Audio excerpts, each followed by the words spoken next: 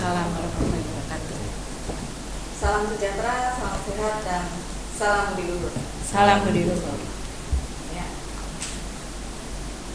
Ucapan syukur kehadirat Tuhan Yang Maha Esa hari ini 27 Oktober 2020. Prodi Arsitektur Universitas Budi Luhur menyelenggarakan tinjauan kurikulum MBKM. Terima kasih juga saya ucapkan kepada yang terhormat Kaprodi Arsitektur Universitas Budi Luhur, Ibu Anggraini Diah, STMT. Juga ucapan terima kasih kepada Bapak Ibu dosen Prodi Arsitektur yang telah berkenan datang untuk mengikuti acara tinjauan kurikulum MBKM. Acara selanjutnya adalah sambutan oleh Kaprodi Arsitektur Universitas Budi Luhur kepada Ibu Anggraini Diah, STMT. Bismillahirrahmanirrahim. Assalamualaikum warahmatullahi wabarakatuh. Waalaikumsalam. Salam budi luhur. Salam. Oke, selamat sore, salam sejahtera untuk kita semua. Saya mengucapkan banyak terima kasih kepada Bapak dan Ibu yang setelah bekerja masih meluangkan waktunya ya untuk lanjut lagi kita lembur untuk melakukan tinjauan kurikulum, di mana acara ini merupakan rangkaian dari acara kegiatan hibah kerjasama kurikulum Merdeka Belajar Kampus Merdeka yang diperoleh oleh program studi arsitektur Universitas Budi Luhur. Nah, di sini kemarin minggu kemarin kita sudah melakukan temu dengan stakeholder ya, di mana temu dengan stakeholder di situ kita mencari informasi bagaimana kebutuhan pasar terhadap alumni kita. Selain itu, kita juga sudah melakukan acara tracer study, di mana tracer study di sini fungsinya adalah untuk mencari data bagaimana kompetensi alumni kita setelah mereka terjun di lapangan. Nah, data tersebut yang akan menjadi masukan bagi kita semua hari ini untuk menyelenggarakan tinjauan kurikulum. Di mana untuk hari ini adalah sesi pertama. Sesi pertama kita adalah yang pertama kita akan memantapkan visi misi dan tujuan dari Prodi Arsitektur sesuai dengan visi baru dari Universitas Budi Luhur. Kemudian akan kita lanjutkan, kita akan membuat learning outcome ya, yang tujuannya adalah untuk menetapkan kompetensi dari mahasiswa kita, termasuk dengan membuat profil lulusan. Nah, mungkin karena hari juga sudah sore, untuk mempercepat kegiatan kita, saya mempersingkat pembukaan ini. Mudah-mudahan apa yang kita rencanakan, apa yang kita kerjakan dapat memperoleh hasil yang maksimal. Terima kasih. Assalamualaikum warahmatullahi wabarakatuh. Salam budi luhur. Baik, terima kasih Bu Eni untuk sambutannya. Selanjutnya kita akan menginjak ke acara inti dari tinjauan kurikulum MBKM ini yang seperti tadi sudah dipaparkan. Targetnya adalah yang pertama membuat visi, misi, tujuan dan sasaran program studi arsitektur Universitas Budi Luhur 2021. Yang kedua adalah penetapan profil lulusan, kemudian yang ketiga perumusan pencapaian pembelajaran lulusan. Dan di dalam acara ini akan dibantu oleh Ibu Kaprodi, maka kepada Ibu Anggraini Diah, waktu dan tempat dipersilakan. Kita akan melanjutkan ya dengan rangkaian acara kita yang sudah cukup panjang ya, kegiatan hibah kerjasama kurikulum Merdeka Belajar Kampus Merdeka khususnya untuk program studi arsitektur Universitas Budi Luhur. Kita sudah melalui kegiatan, kalau saya lihat ini adalah sudah kegiatan kita yang ke-7 ya, alhamdulillah lancar ya. Nah, ini sebenarnya adalah salah satu poin ya, waktu itu kegiatan kita yang ketiga itu kita membuat panduan untuk implementasi pelaksanaan Merdeka Belajar Kampus Merdeka. Nah, yang sekarang ini juga poin kedua yang cukup penting, yaitu kita harus membuat kurikulum yang sesuai dengan dasar dari kurikulum Merdeka Belajar Kampus Merdeka. Nah, di sini kebetulan sebenarnya gini, pada program kurikulum Merdeka Belajar Kampus Merdeka ada dasarnya sih sebenarnya kurikulum tuh boleh tidak berubah ya, jadi kita boleh kok mengenakan kurikulum yang lama.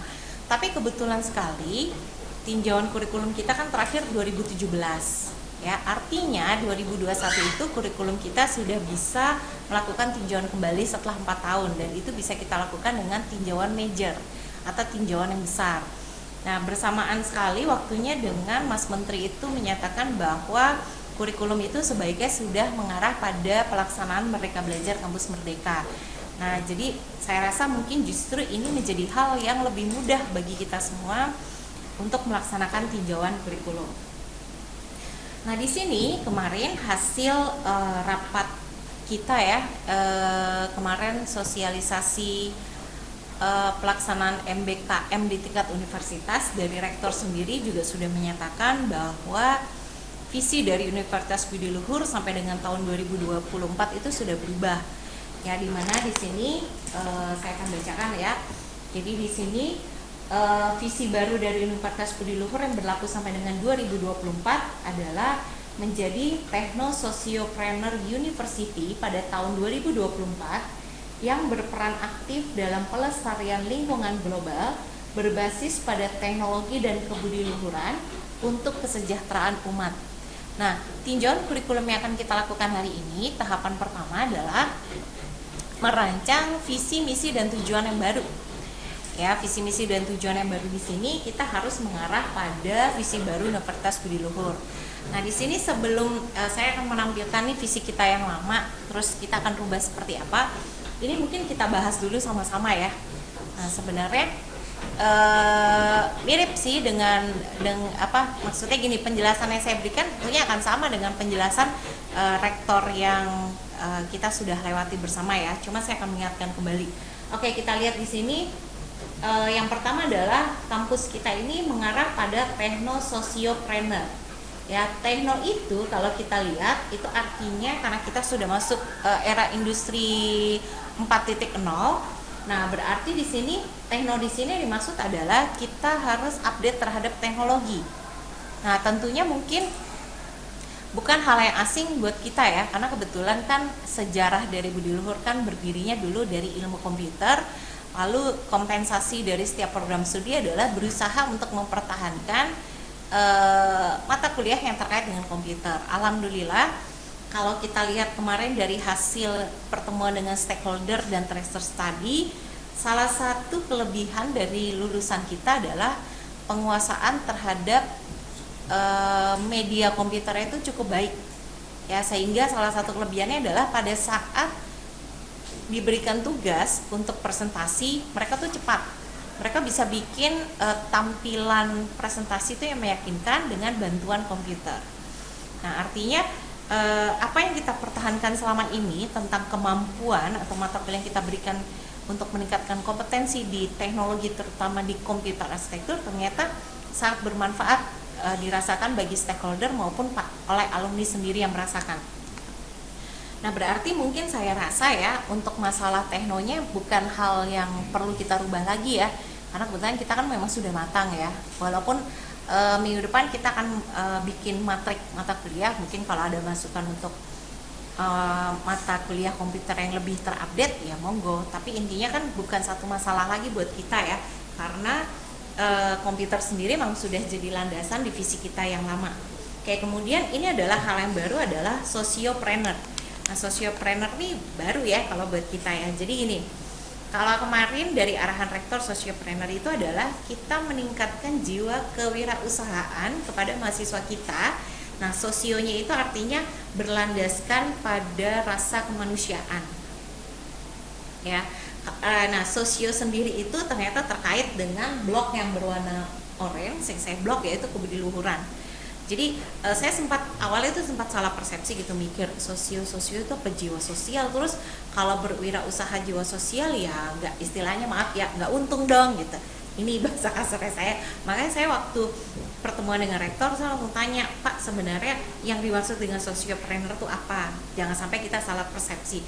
Ternyata preneur sih benar ya, menimbulkan jiwa kewirausahaan, tapi berlandaskan sosialnya itu bukan maksudnya jiwa sosial, maksudnya jadi tidak cari untung, tapi lebih pada kebudiluhuran, artinya lebih pada kejujuran gitu kan, terus tidak memilih-milih klien gitu, kalau kliennya nggak besar nggak mau gitu. Jadi kan ada yang kita tanamkan, kamu adalah anak yang hebat, kalau kamu nggak dapet klien yang hebat jangan mau gitu kan, kita nggak seperti itu gitu kan. Jadi artinya mendidik mereka juga kepada masyarakat pun mereka juga harus bisa berbagi. Dan ternyata Techno Sociopreneur ini pas banget nih kalau masuk ke kurikulum MBKM. yang saya sudah pernah jelaskan kan ada 8 skema ya, ternyata nyambung banget gitu, alhamdulillah. Nah berarti ya, teknologinya kan berarti kita udah oke lah ya gitu ya, nggak banyak masalah. Sociopreneur yang baru ya, artinya kita perlu untuk mulai memberikan kompetensi kepada mahasiswa kita, terutama pada bidang kewirausahaan. Itu yang saya rasa mungkin sesuatu yang baru yang harus kita matangkan dalam visi misi dan tujuan. Nah sekarang ini ada beberapa hal yang terkait kalau kita mau merevisi visi kita di sini ya. Jadi tadi yang pertama kita sudah lihat, kita sudah membahas visi baru dari Budi Luhur tahun 2024. Tapi sebelum kita langsung rubah gitu, misalkan ya udah tambahin aja misalkan tadi techno-sociopreneur gitu ya, nggak semudah itu juga karena kita harus baca ke depannya kita mau apa dulu nih ya, seperti itu. Oke, sebelum kita melangkah, kita menentukan di depan itu kita mau jadi apa, lalu kita akan mundur kepada visi kita, saya akan memberikan kesimpulan. Mohon maaf ya, saya belum merekap dalam bentuk tulisan ya. Saya akan memberikan kesimpulan hasil pertemuan dengan stakeholder dan tracer study. Jadi tentunya mahasiswa kita, alumni kita tuh nggak 100% sempurna ya di saat mereka terjun dunia kerja. Tentunya ada kelebihan dan ada kekurangan. Nah kemarin saya lebih cenderung justru mengorek pada kekurangannya gitu, karena kekurangan itulah yang akan kita perbaiki ya. Jadi poin pertama, kekurangannya adalah dari komunikasi ya. Jadi bisa dinyatakan bahwa alumni kita itu cenderung kurang pede gitu, komunikasinya itu kurang bagus, sehingga pada saat dia harus meyakinkan klien kadang-kadang sulit. Terbantu klien menjadi lebih yakin karena apa? Mereka memiliki kemampuan di komputer. Jadi istilahnya presentasinya oke, tapi cara komunikasinya kurang oke. Itu satu. Berarti perlu kita tingkatkan masalah komunikasi pada mahasiswa kita. Kemarin sih masukannya kan saya tanya, kira-kira perlu nggak ya mata kuliah tambahan, karena kita kan udah punya ya mata kuliah teknik komunikasi arsitektur. Mereka bilang enggak sih Bu gitu. Rasa-rasanya mungkin kalau arsitek nggak perlu mata kuliah khusus gitu ya, gimana sih cara berpresentasi yang baik, mungkin enggak, tapi lebih ditingkatkan pada mata kuliah perancangan, sering dilatih mereka untuk presentasi. Kemarin sih sarannya seperti itu. Kemudian yang kedua adalah masalah bahan bangunan. Katanya pemahaman alumni kita terhadap bahan bangunan itu masih kurang. Padahal kalau dilihat kita sudah cukup sih ya, kalau menurut saya sudah cukup ya. Saya bandingkan dengan kampus lain, kita memberikan mata kuliah bahan bangunan sampai dengan 2 mata kuliah. Itu sebenarnya berbanding kampus lain bahkan ada yang 1. Nah kelihatan nih jadi masalah kalau kemarin terus saya korek-korek itu, maksudnya kenapa ya, apanya nih yang bikin si alumni kita kok pengetahuan terhadap bahannya kurang. Ternyata gini, lebih pada aplikasinya di arsitek sebenarnya dipakainya tuh kayak apa di lapangan gitu. Mungkin kalau materi bahannya sudah cukup dijelaskan dari yang dari mulai dinding apa aja yang bisa dipakai, kemudian lantai apa aja dan seterusnya ya. Tapi mereka nggak punya sense karena mereka nggak pernah langsung lihat, oh begini ya cara pasangnya. Itu yang pertama. Jadi pemahaman mereka terhadap kondisi real di lapangan itu kurang. Nah dengan MBKM ini kan agak lumayan ya, karena mereka bisa benar-benar full magang, bahkan mungkin pemahamannya jadi lebih baik.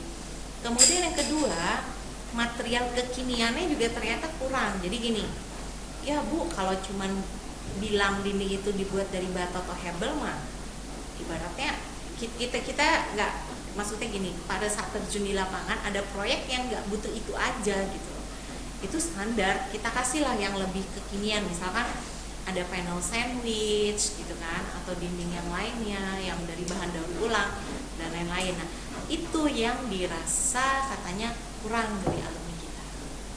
Di bidang MBKM, ingin mengucapkan terima kasih atas kehadiran Ibu Kaprodi, Ibu Anggradia STMT.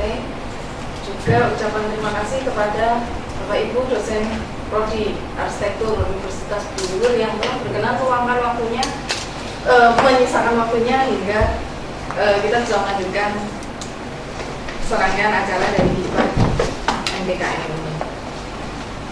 Kita sudah sampai di tahap tinjauan kurikulum, di mana agenda hari ini adalah peta mata kuliah program studi arsitektur dan konversi mata kuliah program menyanyikan lagu Indonesia Raya dilanjutkan dengan Mas.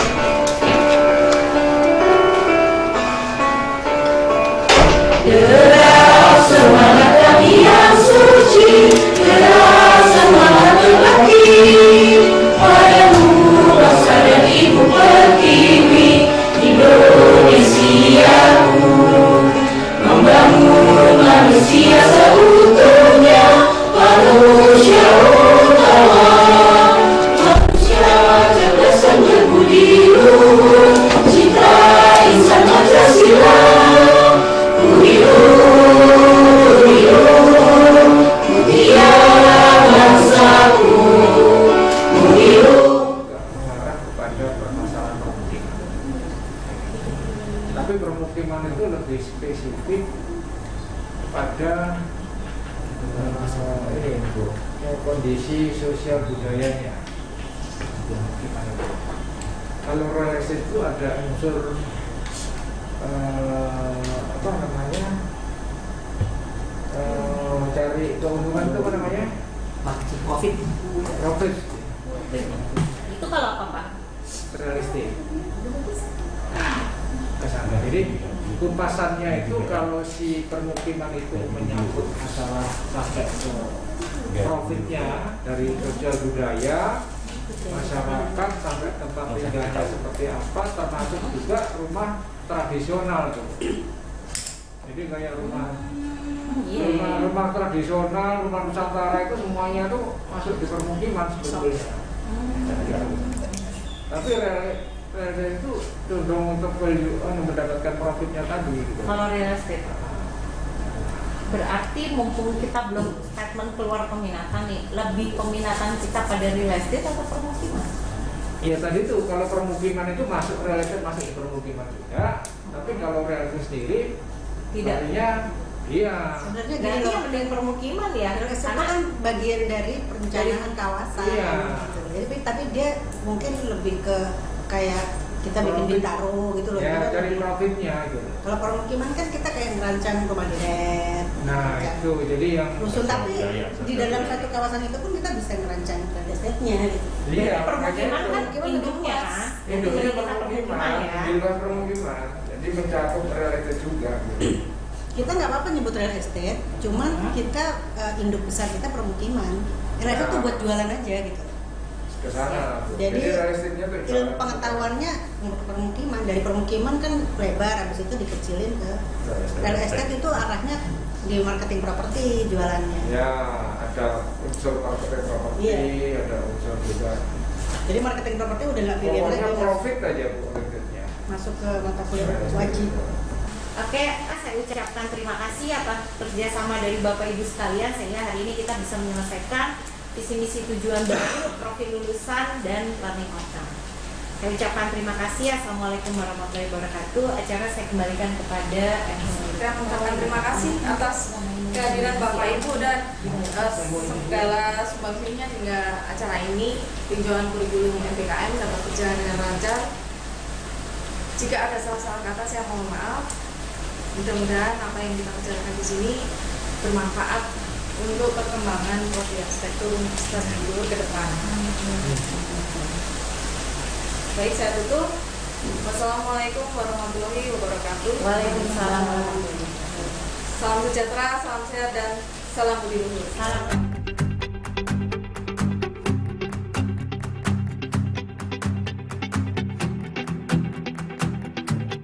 Assalamualaikum warahmatullahi wabarakatuh. Waalaikumsalam. Salam sejahtera, salam sehat, dan salam budi luhur. Salam dulu. Saya ucapkan syukur kehadirat Tuhan Yang Maha Esa karena hari ini Senin 2 November 2020 kita berkesempatan untuk melanjutkan rangkaian acara dari Hibah MBKM dengan tajuk tinjauan kurikulum MBKM sesi yang kedua. Kemudian saya ucapkan terima kasih kepada Kaprodi Universitas Bogor, Kaprodi Arsitektur, Ibu Angga dan Media STFS yang telah hadir. Juga ucapan terima kasih kepada Bapak Ibu dosen Prodi Arsitektur yang telah hadir di tempat ini. Assalamualaikum warahmatullahi wabarakatuh. Waalaikumsalam. Salam budi luhur. Oke, saya ucapkan terima kasih kepada Bapak Ibu dosen dari program studi arsitektur Universitas Budi Luhur yang setelah bekerja seharian sore ini masih meluangkan waktunya untuk mengikuti lanjutan dari kegiatan hibah kurikulum Merdeka Belajar Kampus Merdeka, di mana materi kita untuk hari ini adalah tinjauan kurikulum untuk sesi 2. Ya, di mana kemarin pada sesi 1 kita telah berhasil membuat visi misi tujuan arsitek yang baru, kemudian kita juga sudah membuat capaian pembelajaran yang baru. Untuk hari ini kita fokus pada peta dan matrik mata kuliah. Ya, di mana peta mata kuliah di sini kita akan membuat bagian yang baru yang menyesuaikan dengan kondisi pelaksanaan kurikulum Merdeka Belajar Kampus Merdeka. Sedangkan matrik mata kuliah adalah memasukkan setiap mata kuliah sesuai dengan capaian pembelajaran masing-masing. Mudah-mudahan apa yang kita rencanakan hari ini dapat terselesaikan, sehingga walaupun mungkin kita selesai sampai dengan malam hari, tapi insya Allah apa yang kita rencanakan dapat kita selesaikan. Sekian pembukaan dari saya untuk mempersingkat waktu agar kita bisa segera memulai kegiatan karena hari juga sudah sore. Saya ucapkan terima kasih. Assalamualaikum warahmatullahi wabarakatuh. Salam budaya. Nah, hari ini kita akan fokus untuk membuat peta mata kuliah dan matrik mata kuliah. Nah, di sini saya akan bahas dulu tahapan apa sih yang harus kita lalui kalau kita akan membuat peta dan matrik mata kuliah. Nah, ini adalah tahapan 1. Tahapan satunya itu kita melakukan rekonstruksi mata kuliah. Rekonstruksi mata kuliah di sini maksudnya adalah kita akan melihat dari peta mata kuliah kita yang lama yang sudah saya bagikan ya kepada Bapak Ibu sekalian. Ini adalah peta mata kuliah kita yang lama untuk tahun 2017 sampai dengan tahun 2020 terakhir. Kemudian 2021 kita akan menggunakan peta mata kuliah yang baru. Nah, di sini dari peta mata kuliah ini kita akan lihat ya. Kita akan lihat di sini. Nah, kita akan lihat di sini adakah mata kuliah, ini contoh ya. Ini adalah contohnya, misalkan ini adalah peta mata kuliah. Ini adalah berdasarkan capaian pembelajarannya. Ya, kemudian ini adalah mata kuliahnya. Nah, kemudian contohnya, misalkan contoh di sini mata kuliah kuning. Ini adalah mata kuliah yang berpotensi untuk dihapus. Ya, misalkan karena kita punya visi, misi, dan tujuan yang baru, misalkan ada kemungkinan mata kuliah yang mungkin kita akan hapus. Dihapus mungkin akan digabungkan. Makanya di sini contohnya ada mata kuliah yang berwarna hijau dan berwarna ungunya adalah mata kuliah yang berpotensi untuk digabung. Katakan misalkan dulu ada, ini contoh ya, misalkan ada fisika bangunan 1, fisika bangunan 2. Kemudian berpotensi untuk digabung, jadikan satu jadi mata kuliah fisika bangunan, contohnya gitu. Ya, kalau mata kuliah dihapus, katakan sudah tidak sesuai dengan visi misi dan tujuan kita yang baru. Nah, jadi tahapan yang pertama kita masih harus melihat peta mata kuliah yang lama. Artinya kan bukan berarti kalau kita melakukan tinjauan kurikulum itu kita ganti total gitu ya, cuma dirubah juga enggak gitu. Artinya kita lihat dulu mana yang kita pertahankan, mana yang mungkin perlu dihapus karena nanti akan dimasukkan mata kuliah baru, mana yang perlu digabung karena akan ada mata kuliah yang baru. Nah, kemudian pada tahapan berikutnya baru kemudian akan ke tahapan 2 itu pembentukan mata kuliah. Nah, baru di sini kita akan bentuk mata kuliah yang dihapus tadi dibilang, yang digabung sudah dirampingkan, lalu masukkan mata kuliah baru yang kita anggap sesuai dengan visi misi dan tujuan kita. Ya, seperti itu. Nah, di sini kalau misalkan dilihat, kalau misalkan kita mau masuk tahapan mata kuliah, adakah mata kuliah yang akan kita hilangkan gitu kan? Ataukah adakah mata kuliah yang akan kita rampingkan karena ada mata kuliah baru? Kelihatannya mungkin akan terjadi. Ya, terjadinya karena apa? Karena sekarang kita akan membuka peminatan. Peminatannya kemarin sudah kita pastikan. Yang pertama adalah Eco Smart Real Estate dan yang kedua adalah Eco Smart Interior. Ya, kemarin hanya ada 2 peminatan yang akan kita buka. Nah, secara otomatis mungkin kalau untuk mata kuliah real estate tidak asing lagi bagi kita, karena kita memang sebelumnya kompetensi kita di bidang permukiman atau real estate. Nah, tentunya kan tidak bisa ya, karena dia harus seimbang dengan yang real estate. Ya, artinya harus ada mata kuliah dasarnya dulu, kemudian ada mata kuliah istilahnya studionya, karena kan kita arsitek bentuknya adalah kuliahnya adalah dalam bentuk studio, artinya ada mata kuliah teorinya dulu, nanti kalau sudah mereka masuk ke perancangan atau ke mata kuliah studionya, artinya nggak mungkin hanya terdiri dari satu mata kuliah. Nah, kemarin juga sudah sempat kita bahas ya waktu sesi 1, itu kurang lebihnya biasanya mulai ada di semester 5, 6, 7 untuk peminatan. Nah, kalau kita lihat bersamaan dengan pelaksanaan MBKM sendiri kan juga sudah mulai kita laksanakan pada semester 5, 6, 7. Artinya memang benar-benar kita harus lebih pas ya untuk meletakkan, sehingga anak-anak juga kalau ingin mengambil mata kuliah di luar prodinya juga membagi waktunya, mereka juga harus seimbang ya, prodinya seperti itu. Nah, jadi artinya memang kemungkinan rekonstruksi dan pembentukan mata kuliah baru itu akan terjadi pada saat kita melakukan tinjauan hari ini. Nah, kalau sudah kita akan lihat di sini, berikutnya barulah kita akan muncul yang disebut dengan matrik mata kuliah. Ya, jadi matrik mata kuliah ini terdiri dari, ini adalah semesternya, kemudian terdiri dari SKS-nya berapa, jumlah mata kuliahnya berapa. Nah, kemudian di sini dibagi menjadi mata kuliahnya itu lebih sederhana ya, mata kuliah wajib, mata kuliah pilihan, dan mata kuliah umum. Ya, kalau mata kuliah umum itu hanya ada 4 yang diberikan oleh pemerintah, yaitu Pancasila, Kewarganegaraan, Agama, dan Bahasa Indonesia. Ya, nah sementara di kita itu kan mata kuliahnya agak lebih banyak ya, ada mata kuliah inti, ada mata kuliah wajib. Jadi mata kuliah inti, sekalian saya jelaskan ya kepada Bapak Ibu, kalau Bapak Ibu lihat di bagan yang lama itu ada I, kodenya itu adalah inti, W itu adalah wajib. Nah, apa bedanya? Asosiasi Arsitek atau Aktari itu mengeluarkan mata kuliah inti. Inti itu artinya harus diambil. Yang di luar dari MKDU kalau di kita ya, mata kuliah dasar umum yang tadi Pancasila, Kewarganegaraan, Bahasa Indonesia, dan Agama itu Aktari mengeluarkan mata kuliah inti. Artinya semua program studi arsitek harus punya. Contohnya seperti teori arsitektur, kemudian matematika, mekanika teknik, fisika bangunan, itu kalau nggak salah termasuk dalam mata kuliah inti.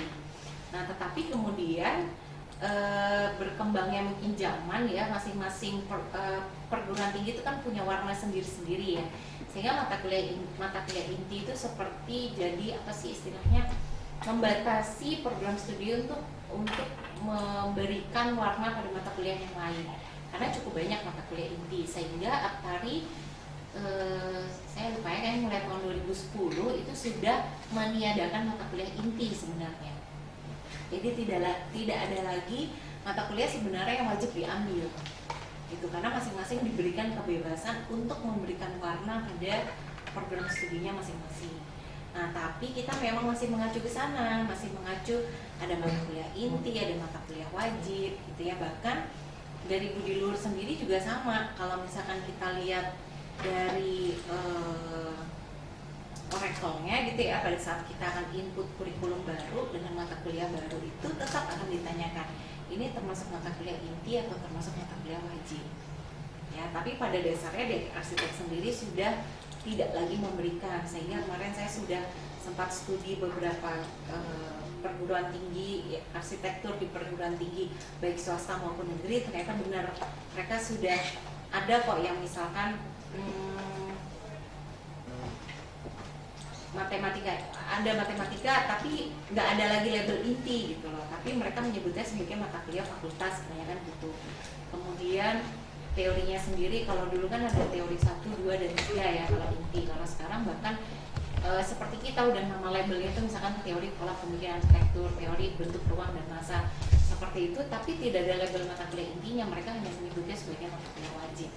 Nah, nanti akan kita sepakati bersama apakah kita akan murni menggunakan sistem Aktari, artinya menghilangkan mata kuliah inti dan wajib menjadi wajib semua, ataukah kita masih akan melabelkan mata kuliah inti ya, tapi pada dasarnya sudah tidak lagi diberikan kewajiban dari Aktari untuk mata kuliah inti tersebut ya.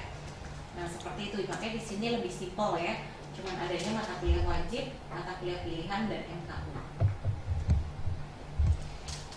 Nah, kemudian yang terakhir yang akan kita buat adalah peta mata kuliah. Nah, kalau peta mata kuliah ini sudah lebih spesifik ya, sudah lebih spesifik karena dia selain masuk tadi mata kuliah umum, mata kuliah wajib, mata kuliah pilihan atau mata kuliah inti, tapi di sini sudah kita masukkan program MBKM. Jadi 3 ini yang baru adalah program MBKM, yaitu akan diambil di dalam perguruan tinggi itu sendiri, akan diambil dalam program studi lain dalam perguruan tinggi yang sama, akan diambil di perguruan tinggi lain, atau akan diambil non perguruan tinggi seperti contohnya magang, kewirausahaan, dan lain-lain ya. Nah, nanti ini yang baru nih yang kita nggak punya di pertama kali ya. Pendidikan Pancasila, pendidikan agama, dasar komputer arsitektur, praperancangan arsitektur, teknologi bangunan tidak bertingkat, pengantar arsitektur, matematika. Oke, sekarang semester 2 ya. Meski dulu SKS-nya.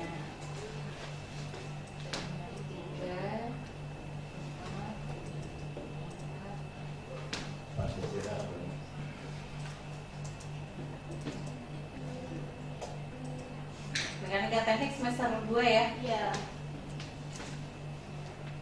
16. 16 Mekanika teknik itu mata kuliah wajib teknik. Jadi harus ada sama matematika teknik. Iya, fakultas atau? Iya, kalau kita masuk fakultas teknik kita harus punya mata kuliah wajib teknik. Nah, itu apa Bu? Itu Itu tahu mekanika teknik itu masuk mata kuliah wajib teknik. tapi elektro Teknik yang penting kan elektro itu maksudnya fakultas teknik. ya elektro Matek ya, matematika matematika. teknik. Iya, berarti matematikanya yang sama kan? berarti matematika yang sama yang tadi kita Matematika bahas. teknik harus ada. satu Namanya lagi harus sebetulnya matematika teknik atau Satu lagi apa Bu? matematika teknik sih. Karena kan Berarti- kita di bawahnya fakultas teknik. Mau ganti namanya matematika teknik. apa sih? Enggak, soalnya tadi gini Bu, nih Bu, saya buka ya Bu, powerpointnya ya. Kita tuh harus punya mata kuliah universitas dan mata kuliah fakultas teknik. Nah, Kalau itu. universitas kan udah ada Bu, Ya. bahasa Inggris, wawasan budi luhur sama aplikasi wawasan budi luhur. Nah, yang fakultas teknik, saya ngambilnya tadi yang sama itu matematika sama metodologi penelitian, salah ya? Harusnya apa Bu? Matematika itu mata kuliah umum. Matematika oke, satu lagi apa? Ini dasar komputer. Oh kan Kata hardware. Dasar komputer teknik. Iya, Berarti yang elektro harus ganti nama. Ganti Dia nama. baru ganti. Dia gambar teknik. Dia gambar teknik. Makanya Ini lagi aja. komputer. Isinya sama. Isinya sama. Harusnya gambar komputer teknik. Nah, gitu. Ya itu Dasar komputer teknik. Nah, Dia kan Das atau komputer. di dasar gambar komputer teknik. dasar Ini kan dasar atau mata kuliahnya kan CAD kan? Apa? Atau CAD kan? Atau AutoCAD, sama udah AutoCAD. AutoCAD sama mata kuliah teknik sebetulnya AutoCAD aja. Mengantar AutoCAD. Nggak usah pengantar. Dasar. Coba kita lihat ya. Dasar AutoCAD. Dasar Dasar AutoCAD. AutoCAD. Nih kita namanya nih preliminary design AutoCAD Iya, 2D. elektro sama sama kita. Nah, cuma masalahnya di elektro semester 3, di arsitek semester 1. Nggak masalah Nggak sih. masalah. Sekarang ini sama mata kuliah teknik. Oh iya. Jadi dua mahasiswa FT bisa ngambil dua mata kuliah jadi satu. Berarti metodologi penelitiannya nggak usah ya? Karena di semester akhir, Karena harusnya di semester ada awal. awal. Berarti apa Bu? Gantinya? Apa? Mau namanya apa nih? Matematika teknik dan Gambar. das Ya, komputer. ini berarti Das namanya komputer. ganti ya. Saya ganti dulu Oh, namanya. AutoCAD aja. AutoCAD aja. Oh, enggak das Matematika komputer. teknik. Matematika teknik sama dasar AutoCAD. AutoCAD. Dasar Nggak usah punya AutoCAD. dasar, Dasar AutoCAD aja. AutoCAD teknik. Ya, AutoCAD itu nggak usah. AutoCAD Coba aja. kita samain mata kuliah kita yang lain namanya apa? Preliminary. Preliminary design. Oh ya ini benar karena Design. preliminary. Ya udah AutoCAD doang AutoCAD ya. doang aja. AutoCAD itu kan berlaku umum untuk teknik. AutoCAD itu aja ya. Ya, Di ganti. elektro berapa SKS? 2. Dua sekolah itu kan praktek nggak Usah kalau praktek. Mata kuliah praktek itu paling nggak 3. Satu lagi apa nih? Masuk di semester 2. Mau apa yang dimasukin? Teori. Semester 2. Teori. Apa bahan? Teori atau bahan? Kan selama ini dua-duanya masuk kan semester 2 bahan dan teori. Sekarang kan enggak Bu.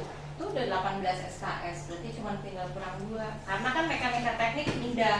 Oh. Mendingan aku bilang teori supaya jangan putus. Bahan ngambil di Iya, semester teori 3-4 aja, aja ya. teori. Heeh. Bahan di 3-4 aja ya. Tapi Bahkan bahan itu cara bahan untuk bekerja. ngambil perancangan. Bahan harus tahu dari awal nggak ya? Iya, karena syarat buat ngambil perancangan harus tahu bahan. Harus tahu bahan ya. Berarti ada mata kuliah lain untuk menggantikan bahan sih. Apa mekanika tekniknya? Jangan di semester 2. Jangan apa? Tetap di 3. Dasar struktur mekanik ya. Itu aja udah lepas di semester. Bahasa Inggrisnya pindah. Bahasa Inggris di semester 3. Oh, semester 3 ini. Juga bahasa Inggris di semester Tapak 3. tetap di 3. Teknologi bahan bangunan alami. Kalau nggak Apa bahan teori arsitek? Masalahnya Bahan bahannya semester semester Teori tiga. jangan putus Bu, teori jangan putus. Makanya aku bilang mending teori, bahannya semester 3 sama 4 aja. semester 3 4. Berarti di mata kuliah perancangan di semester 2 harus sudah ngasih tau bahan dong. Nambah Telat berarti. telat. Soalnya kan di semester 2 itu kan dia masih rumah tinggal. Itu kan udah mati ya. Ilmu mati ini gimana? Ilmunya kan harus ada. Berarti pengantar yang putus. Teknologi. Mantap. Pengantar teori awal. pengantar kan Teori semester nggak apa-apa. Teori. teori nggak apa-apa. Apa? Berarti bahan ya. Bahan berarti 2-3, semester 2 sama 3. Bahan tuh sebenarnya putus juga nggak apa-apa. Karena kan yang pertama dasar dulu.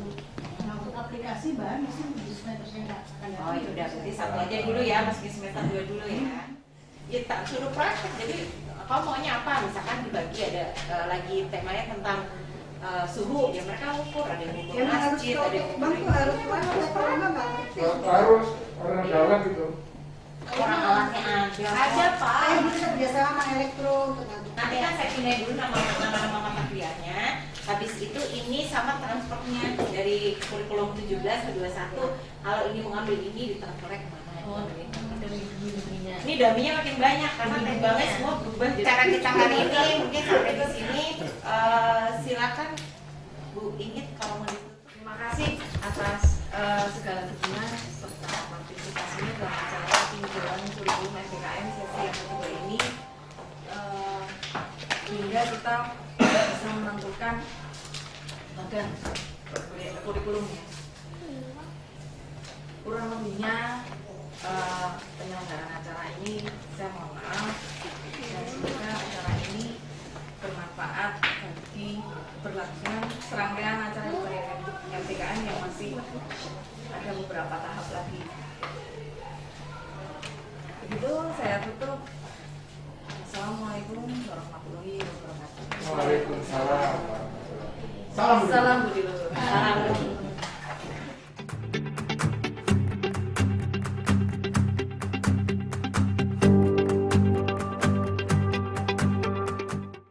Salam sehat, salam sejahtera, salam budi luhur. Salam budi luhur.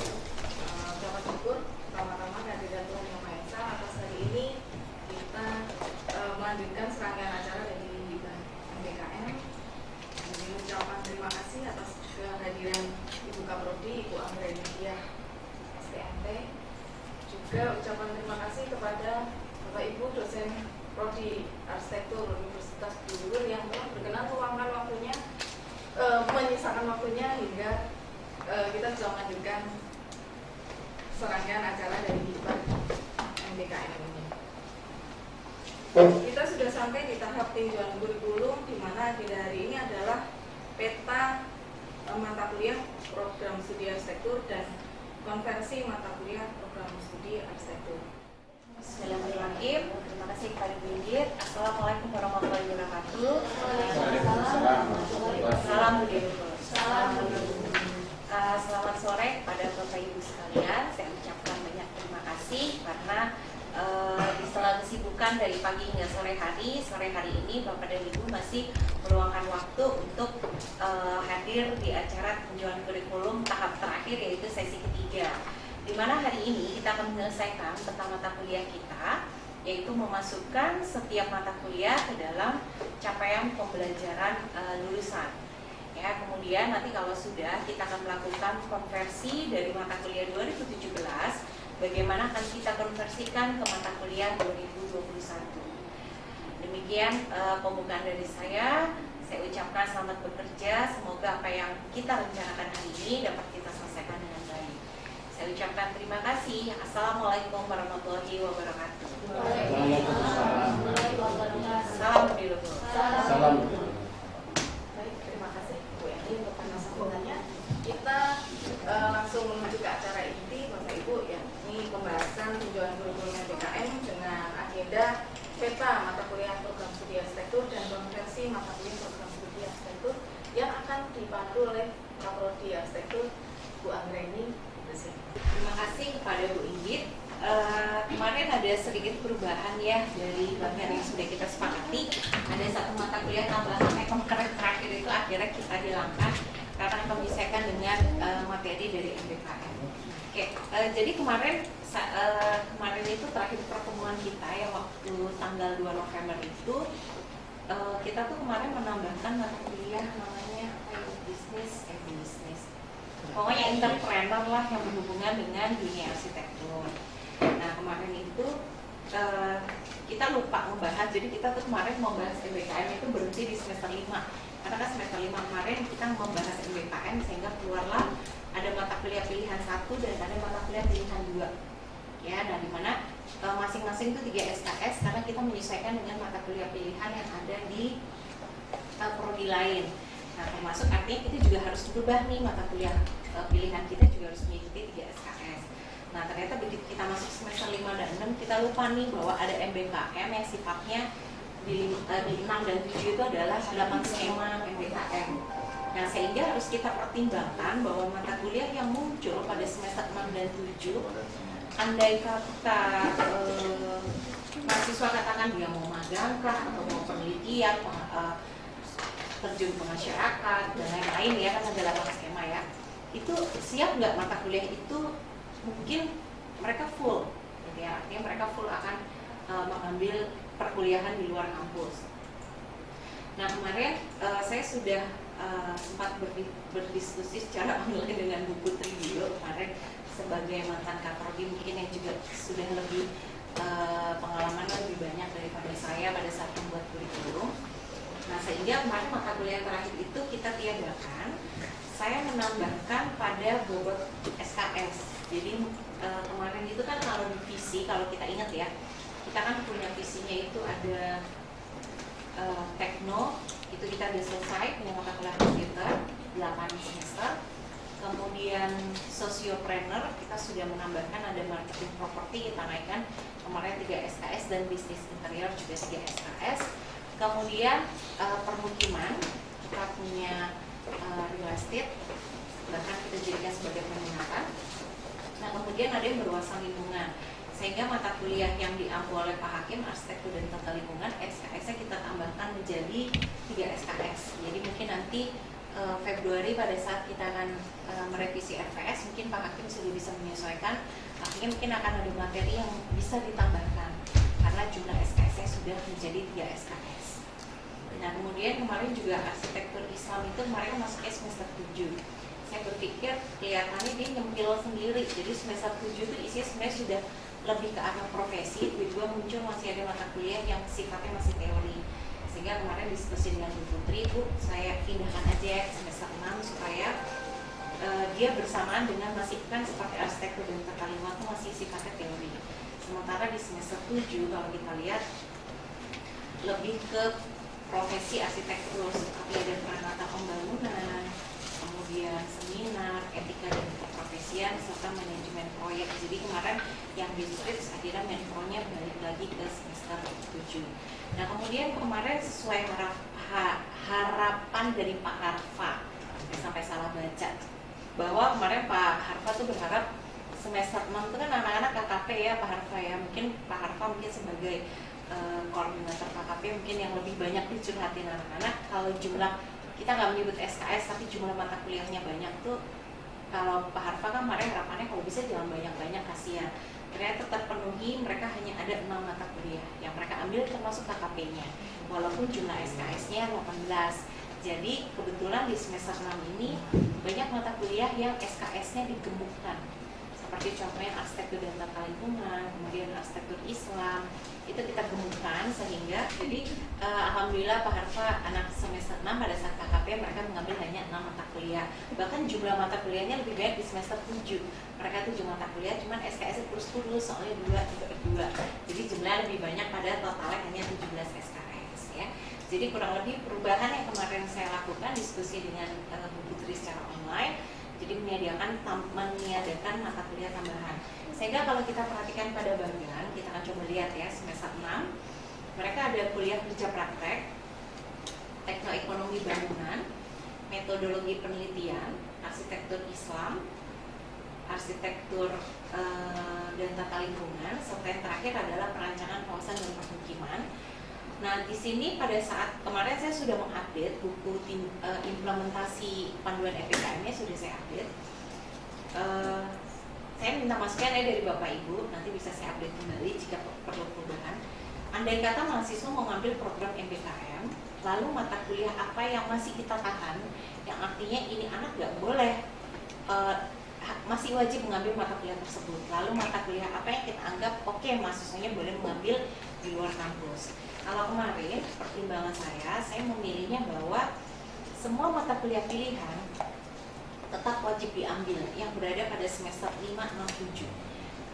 Bukan pilihan, maaf, peminatan. Karena saya anggap itu kan apa sih istilahnya, core-nya mereka kan, mereka udah bilang, oh saya mengambil peminatannya peminatannya real estate aja, atau saya mengambil peminatannya interior aja. Maka seharusnya sampai dengan lulus mereka paham real estate itu secara spesifik seperti apa, lalu yang kedua adalah interior itu secara spesifik seperti apa. Sehingga saya masih mengikat bahwa pada saat mereka akan mengambil full kuliah di luar program studi dalam bentuk apapun, maka mata kuliah peminatan tidak boleh dilepas, artinya mereka harus tetap. Cuman ya kalau misalkan secara fisik mereka itu melakukannya jauh, misalkan ya mereka milihnya kuliah di perguruan tinggi lain, katakan kita sudah berhasil kerjasama misalkan gitu ya dengan Brawijaya, maka fisiknya mereka kan pindah nih ke Brawijaya. Lalu apa yang terjadi dengan contohnya di semester 6, mereka wajib mengambil perancangan kawasan dan permukiman, atau kalau di interior itu adalah desain interior. Makanya dilakukan dosennya tetap membuka web e-learningnya, sehingga anak ini tetap bisa mendownload materinya, mengumpulkan tugasnya via web e-learning itu. Sehingga tersisa di semester 6 kalau saya hitung yang bisa dilepas kepada anak-anak itu tinggal 14 SKS saja. Karena 18 SKS kalau kita lihat ya, dikurangi mata kuliah peminatan 4 SKS, maka tersisa adalah 14 SKS. Sementara kalau saya lihat contohnya ya, kuliah kerja praktek, andai kata mungkin mereka itu katakan hal yang mereka lakukan MBKM di luar program studinya itu misalkan magang atau proyek independen, artinya mereka dapat proyek, saya rasa mungkin KKP bisa diambil. Tapi kalau kita lihat, kalau ternyata MBKM yang mereka ambil misalkan mengajar di sekolah, ya berarti KKP-nya nggak boleh. Tapi artinya tentatif ya, tergantung jenis MBKM yang mereka ambil. Kemudian teknik ekonomi, saya rasa juga bisa dilepas kalau yang berhubungan contohnya magang atau proyek independen, kan mereka menghitung tuh break-even point-nya segala macam, ya saya rasa bisa lah dilepas ya. Kemudian metodologi penelitian dengan pengalaman mereka di luar kampus, saya rasa juga bisa, itu kan bagian dari riset mereka. Tapi sifatnya tidak wajib, dan perguruan tinggi masih punya istilahnya kebebasan untuk mengatur bahwa ternyata nggak bisa full 20 SKS. Even itu katakan mereka magang selama 6 bulan gitu misalkan ya. Kadang-kadang gini, ada batasan-batasan mata kuliah yang kita rasa bahwa terus kalau mereka nggak ngambil tuh gimana ya. Salah satunya itu peminatan bagi saya gini, kan sudah konsistensinya mereka mengambil peminatan interior misalkan. Nah kalau ternyata magangnya nggak di tempat interior gitu, katakan di proyek gitu, benar-benar di proyek, di kontraktor gitu kan. Nah terus dengan ijazah dia yang keluar peminat interior, tapi sementara dia ilmunya nggak dapat, karena mereka si anak itu katakan pilihnya magang di kontraktor. Makanya saya masih ikat mata kuliah peminatannya harus tetap diambil, wajib Ya makanya diambil. ini kan kalau yang kayak gitu kode-kode mata kuliah itu bebas, jadi mata kuliah wajib yang artinya dia harus ngambil di sini. Oh gitu. Jadi di situ ada kodenya mata kuliah Iya. wajib internal. Oh, Dia nggak boleh keluar. Nah, ada mata kuliah yang wajib apa namanya MBKM. Jadi artinya mata kuliah itu bisa diambil di sini, Bisa diambil dalam bentuk lain. MBKM. Nah, jadi di sini pertanyaan itu Belum kelihatan ya. Punya semua kalau pertanyaan Kelihatannya sama semua. Gitu. Kita coba apa bedakan dengan warna dulu kali ya. Iya, warna. Kita bedakan dengan warna ya. Sementara nanti tapi kan tulisannya nggak ada yang bentuknya di blok, kayak waktu zaman Bu Putri kan saya niru 2017 tuh pinggirnya di blok kita. Itu mata kuliah kalau nggak salah waktu dulu tuh kita masih punya kendali mutu. Iya, kayak HM, macam gitu. itu kan itu nggak semua. Merah aja, merah. Merah. Wah ini nanya Merah. kalau KKP di semester 6 berarti anak-anak udah pasti dapat 90 SKS ya? Ini gelap Ini ya, padahal ini mudah loh. Ini mau berarti kerjain banget Kalau di sini. kemudian di sini saya baca ada SketchUp, maksudnya apa ya? Nah itu baru nanti saya dan arsitektur yang di-open. Ini sementara aja ya Bapak Ibu, saya kasih warna ungu. Nanti biar saya diskusikan dengan dunia kira-kira tampilan apa yang mungkin lebih enak untuk dibaca ya. Jadi nanti ada kodenya kan. Jadi yang berwarna ungu itu adalah mata kuliah wajib MBKM. Makasih Bu Putri masukannya. Kemudian kita lihat yang di semester 7 ya Bapak Ibu ya, ada kuliah kerja nyata. Itu saya rasa juga kebetulan kan kita punya ini ya, MBKM-nya itu kan ada KKN tematik dan memang ternyata Bu Putri sendiri cerita bahwa BL sendiri kita KKN ada tematik ya. Ya artinya bisa dijadikan dari menjadi program MBKM yang berkelanjutan. Jadi nggak KKN cuma 1 bulan MBKM. Terus ada Pranata Pembangunan, seminar arsitektur, etik umum. Kan ungu ini kode wajib yang bisa dijadikan MBKM. Etika dan keprofesian, manajemen proyek dan bahasa Inggris. Saya rasa mungkin mereka bisa juga dijadikan MBKM. Entah bentuknya mereka magang. Bahasa Inggris Bu Eni. Nah, itu udah kegeser Bu. Ada 9. Iya, kenapa tiap mata kuliah MBKM itu nanti akan ada persyaratan?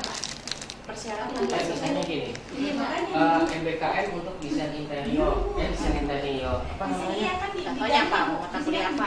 Desain grafis, Diganti misalnya. sama umum. Saya mata kuliah desain grafis. Setiap anak yang akan mengambil desain grafis, maka prodi tujuannya atau universitas tujuannya ada persyaratannya enggak? Jadi jangan sampai Enggak langsung open aja tuh kalau di sistem ya, kalau di dosen PA kalau Itu kita kan buka, teknis sebenarnya, kalau Pak. kita klik itu langsung keluar mata kuliah di luar prodi itu semuanya muncul, tinggal kita pilih. Nah cuman memang perlu kesepakatan. Saya nggak tahu deh, seingat saya selama saya pernah ngebuka mata kuliah pilihan di prodi lain, setahu saya nggak pernah ada itu. Desain grafis kayak nggak pernah ada deh. Kalau fotografi pernah ada, makanya nanti kita sepakati dulu dengan Vkom gitu. Apakah dia bisa nggak kalau kita minta itu dibuka? Karena saya rasa kan peminatnya banyak ya, nggak cuma arsitek aja. Saya rasa kayak di FTI juga pengen belajar grafis gitu ya. misalnya bahasa Inggris, ambil contoh yang simpel aja deh yang bahasa Inggris. Misalnya tujuannya adalah nanti universitas lain, tapi misalnya dia apa ya di bawah sastra Inggris atau apa kayak gitu loh. Jadi persyaratan dari tiap mata kuliah MBKM itu apakah harus ada ketetapannya, jangan sampai ini nanti yang pernah dicek karya saya milih universitas ini aja nah lulusnya gampang, nah kayak gitu loh. Jadi nanti malah jadi kayak apa ya, jadi gampangin gitu, atau juga sebaliknya di kita kayak misalnya dari universitas lain masuk ke kita udah ke BL aja lah syaratnya gampang kayak gitu loh. Gitu pun juga sebaliknya kita juga akhirnya kok ke universitasnya aja deh syaratnya lebih gampang gitu. Sekarang kita yang harusnya membuat petanya dulu, kita membuat programnya. Sementara untuk sepakat soal itu kan pasti akan dilakukan. Kayak kita mau mengirim nanti mahasiswanya ke UNJ misalnya, apa namanya ke UI, kan tinggal ngobrol aja sama para dekannya atau kapolanya gimana.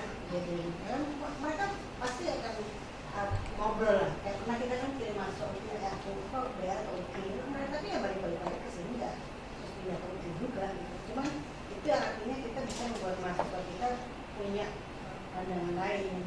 Kalau mau maju ya seperti sana atau jangan kayak sana lah, kayaknya ya telat sih kalau pikirnya kan Pembanding. pembanding itu.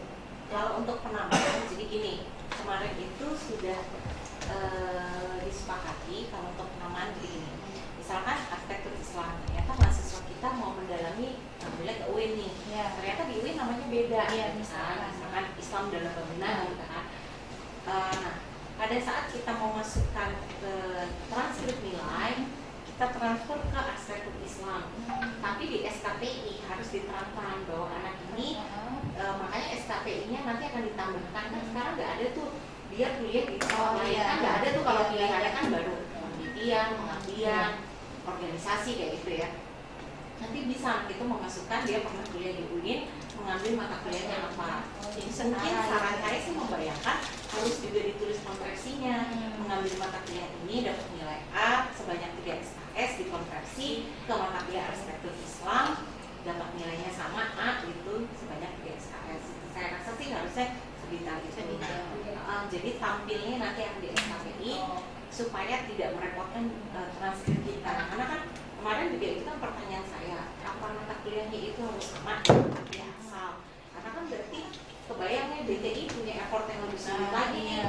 Udah munculnya ini tiba-tiba minta gantinya per person bisa jadi beda mata kuliah. Ini ngambilnya di UIN, ini ngambilnya di sini, ngambilnya mata kuliah beda semua kan mungkin DTI secara sistem lebih repot, tapi juga jadi bingung. Jadi ternyata solusinya itu dia harus dikonversi. Makanya yang saya bilang dengan MBKM ini pekerja dan CPA bertambah, karena pada saat anak ini menyatakan, Bapak, Ibu, saya mau ngambil MBKM aja deh, misalkan pengen kuliah di UIN gitu contohnya.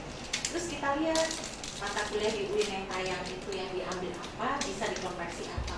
Jadi bisa jadi walaupun tadi kita hanya mengikat hanya mata kuliah peminatan, tapi bisa jadi pada saat kamu di UIN, kok ternyata dari 6 mata kuliah yang bisa kamu ambil di UIN cuma 3.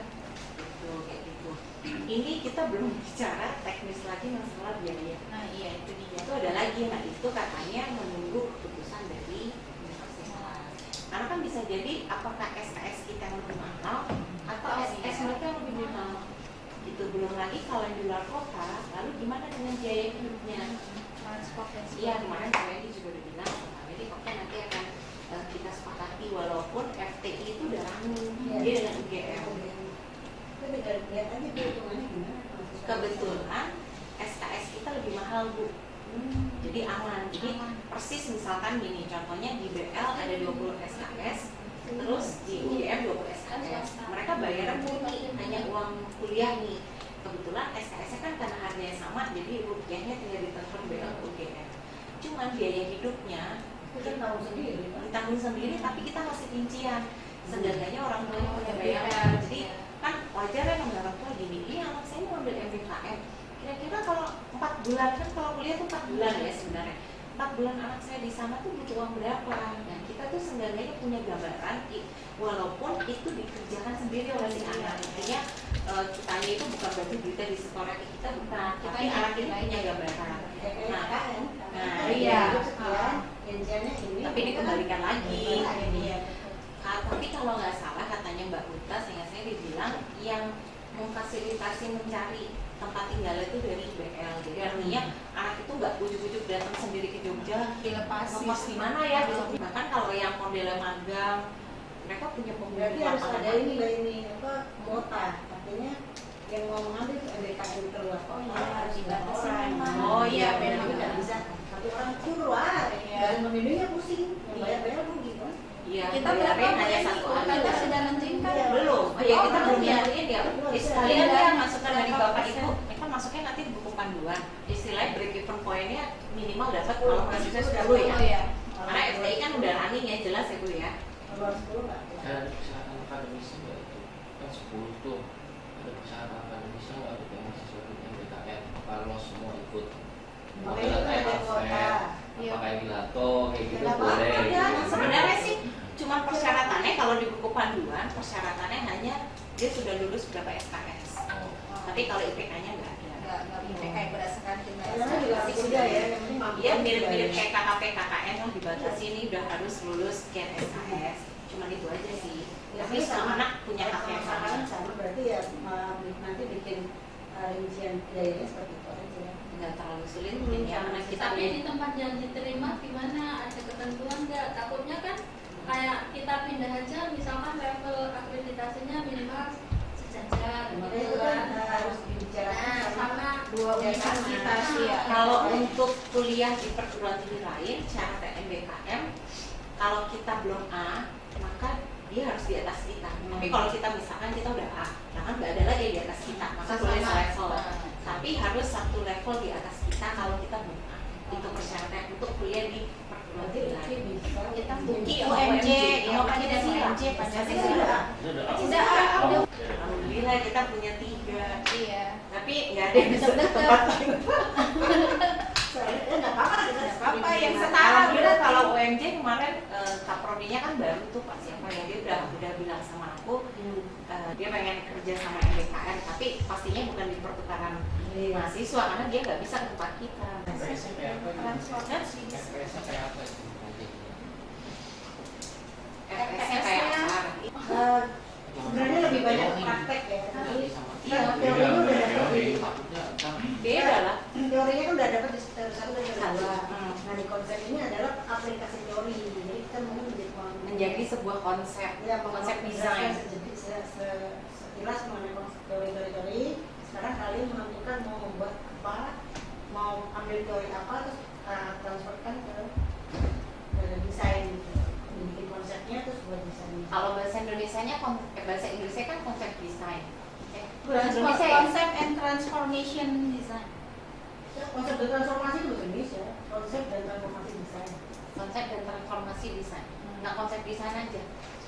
Transformasi desain aja. Itu dari konsep ditransformasi ke desain. Kan nggak bisa kita konsep utuh masuk ke desain kan ditransformasi. Oh, nggak transformasi desain aja Bu, jadi konsepnya dari teori sebelumnya. Tapi kan tetap harus diulas di situ. Dan kita nggak harus ngilangin apa namanya Konsepnya, pegangannya pegangannya Berarti konsep dulu. kata baru konsep dan kita- transformasi harus Ya, beriringan konsep dan sama. transformasi desain. Nah itu yang jadi jembatan dari buku konsep ke desain. Selama ini nggak ada jembatannya. Makanya kadang-kadang desainnya lepas. Konsepnya ngomong apa, desainnya Berarti itu yang ngajar memang harus dosen senior. itu tuntutan sebenarnya stakeholder sekarang. Stakeholder lalu waktu kita bikin Yang pertama dulu yang Pak awal Ibu ya. yang awal dari kita dulu Pak ya, sebenarnya kita tuntutannya adalah mahasiswa bisa kerja dan apa namanya memenuhi tuntutan 3D dan ya bekerja itu aja. Untuk stakeholder yang lama udah terpenuhi. Itu udah oke lah jauh di atas. Oke kok katanya Bu. Mas stakeholder yang baru ini menuntut itu dulu anak tuh juga minta gitu. Ya. Menurut kita nggak ada yang bisa dulu kita buang kan cuma dulu ya buku yang lain enggak. Terima kasih untuk diskusinya. Terima kasih untuk capaian targetnya sudah sampai ke peta mata kuliah di arsitektur dan juga ini ya yang menjadi target kita tadi bahwa konversi mata kuliah prodi arsitektur dari FKM ke yang reguler. Demikian kurang lebihnya saya mohon maaf jika ada salah-salah kata dan kekurangan. Saya tutup dengan ucapan syukur. Wassalamualaikum warahmatullahi wabarakatuh. Waalaikumsalam.